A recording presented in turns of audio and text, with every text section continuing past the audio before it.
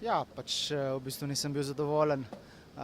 Dobil sem 2 dotika, sicer tudi jaz za enega nisem vedel, da je bil, na koncu se je izkazalo, da je video sodnik dosodil, tako da rezultat je ostal.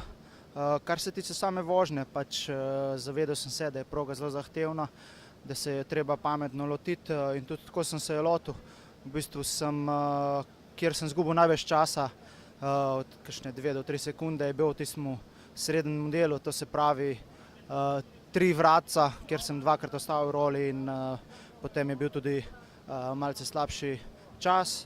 Tako da jaz vem, da sem dobro pripravljen in bom gradil na tem tudi v prihodnje naprej, tako da zdaj se moram dobro spočiti in v bistvu napadati naprej na svetovnih pokalih.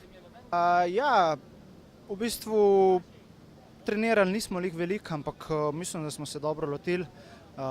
Tudi sam sem bil zadovoljen s svojo vožnjo, v bistvu, če bi tako odpeljal tisti srednji del, mislim, da bi bilo tudi za polfinale zelo dobro, tako da, ampak ja, Beni je imel nekaj težav odspredaj, zdaj za Jureta ne morem toliko reči, ker je bolj za mano, tako da nekako se nismo na koncu poklopili, sem pa videl, čase so bili kar dosti skupaj, v bistvu mi smo imeli samo 3 sekunde zaostanka za prvim, pa smo bili na 5. mestu, tako da je mogla biti kar zanimiva tekma.